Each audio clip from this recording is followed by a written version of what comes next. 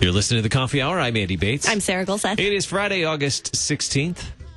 We've made it through the first week of school here in St. Louis for, well, it was a half day today. Yeah. So, I mean, half day on Wednesday. Today's full day. Oh, man. Yeah. How you doing? I'm doing fine. I'm doing quite well. Apparently, how's the kid doing? Apparently, he's loving it so much. He told Mommy when they pulled in the parking lot at school this morning that he wanted to walk in on his own. Oh, wow. This is kindergarten. We're not ready for that. Oh, man. Who shed more tears? Wants to be very independent. So, moving through life stages here. Speaking of moving through life stages, coming up in the second half, we're going to talk with one of our favorite wellness experts, Deaconess Heidi Gaiman. She'll join us, share with us a helpful blog with church worker wellness devotion. So we'll check that out, and also announcing some upcoming stuff that we'll be sharing with Heidi here on the Coffee Hour. And in the first half, we get to talk about the International Lutheran Council. I don't know if we've talked about it a little bit. What is the ILC, and what is the work of the ILC as well? Upcoming conference this year. We'll talk about that in just a moment. Thanks to Concordia University, Wisconsin for supporting the Coffee Hour. Find out more about Concordia University, Wisconsin at cuw.edu. Live uncommon. Joining us in studio this morning, Darin Storkson, Interim General Secretary of the International Lutheran Council, the ILC. Darin, thanks for joining us in studio this morning. Thank you much. Great to be here. We actually get Darin in the studio as we were chatting beforehand. He's been on a few times, but this is the first time we've actually got him in the studio because he's usually traveling around the world, visiting with church leaders around the world. So finally here in the studio today, and excited to learn more about the ILC, the International Lutheran Council. What is the ILC? Then we'll talk about the LCMS relationship to the ILC. Right. Well, the ILC is a global association of confessional Lutheran churches. The LCMS is a founding member of this association, and it's the only association of its kind of which the LCMS is a member. So all of the members, of course, share doctrinal agreement, as we would insist on. Right now, we're up to 53 members. Wow. Globally. So for those Lutheran churches that are in doctrinal agreement with us and with each other, it's the only place to be. Absolutely. What does that relationship mean in the day-to-day? What does that relationship of doctrinal unity, what does that look like in dealing with, relationship things, cultural things? It's very important, especially to the members that are in other countries where they may be small minorities. It may be a small Christian minority in a country, or just as confessional Lutherans, they're probably a small minority within the Christian community in their respective countries.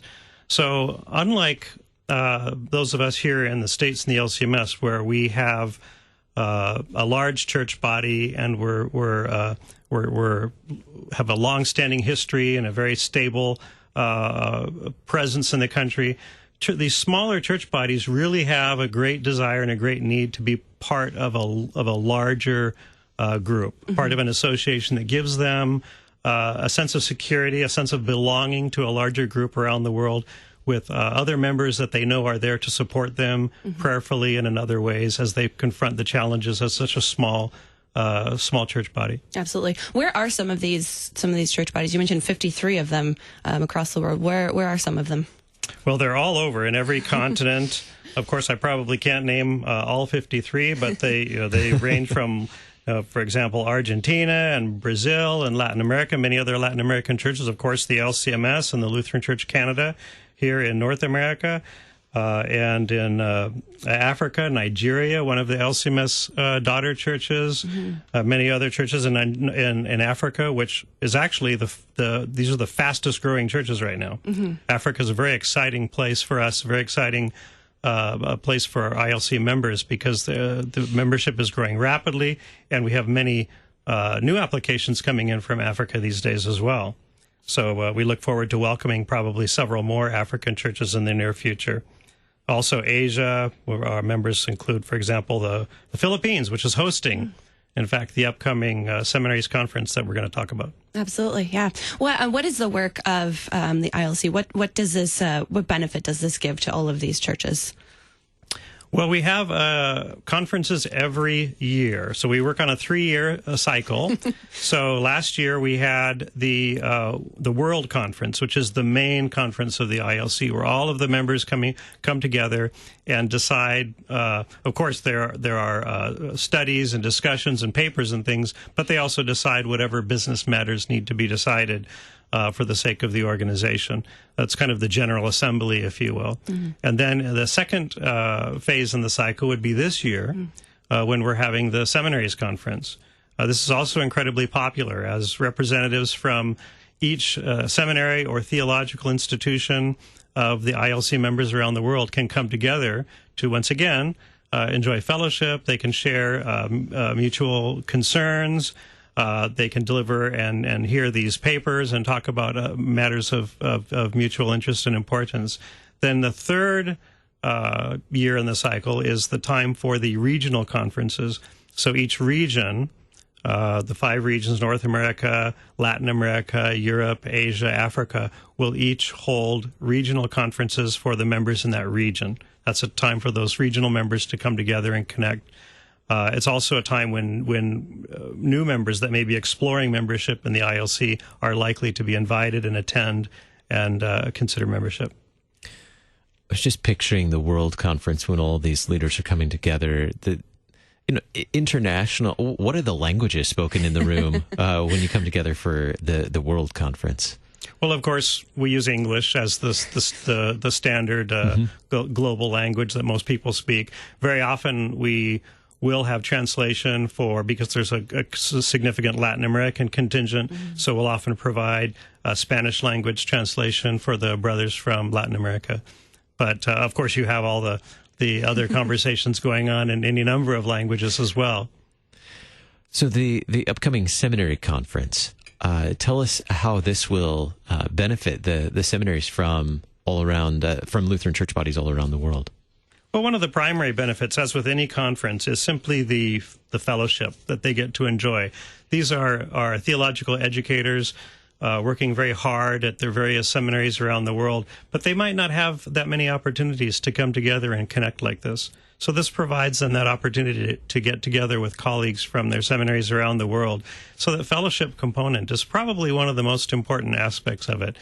But of course, there will be papers, and there will be some important discussions, especially at this one coming up. I think this is going to be a particularly important conference that will have some more concrete results. What kinds of things are discussed at these conferences between seminaries and theological educators? I know there's a lot of things that are probably above my pay grade when it comes to the deep theological stuff. But what things are discussed when all of these theological educators come together? Well, we're having 2 topics or 2 areas of discussion this time around. The first one is confessional Lutheranism, doctrinal identity in different cultural contexts. Of course, very relevant when you're talking about seminaries around the world that do, in fact, operate in sometimes vastly different cultural contexts. So there will be a number of papers and discussions related to that, which will help them understand their own context as well as the context of others and share information, best practices, those kinds of things.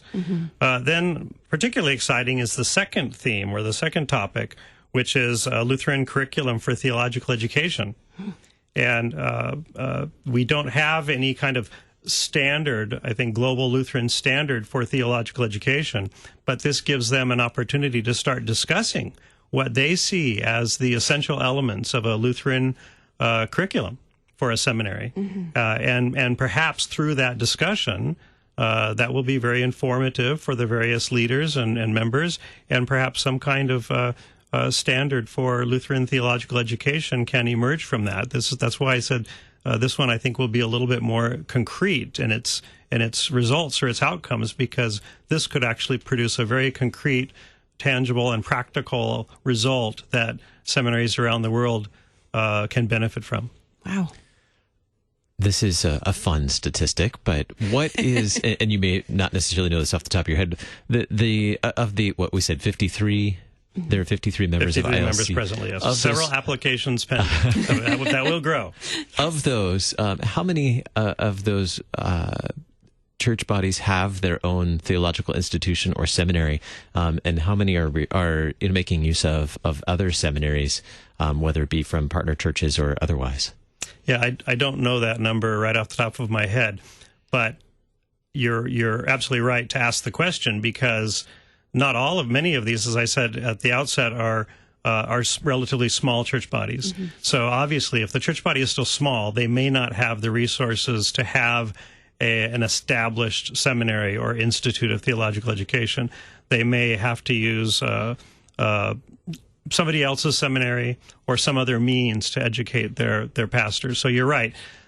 These smaller ones probably don't have established seminaries. So there aren't 53 seminaries. So, for example, at this upcoming conference, there will be 45 participants. So right there, you can see the number of participants is less than the number of members in the ILC. And even of those 45, they're not representing 45 seminaries.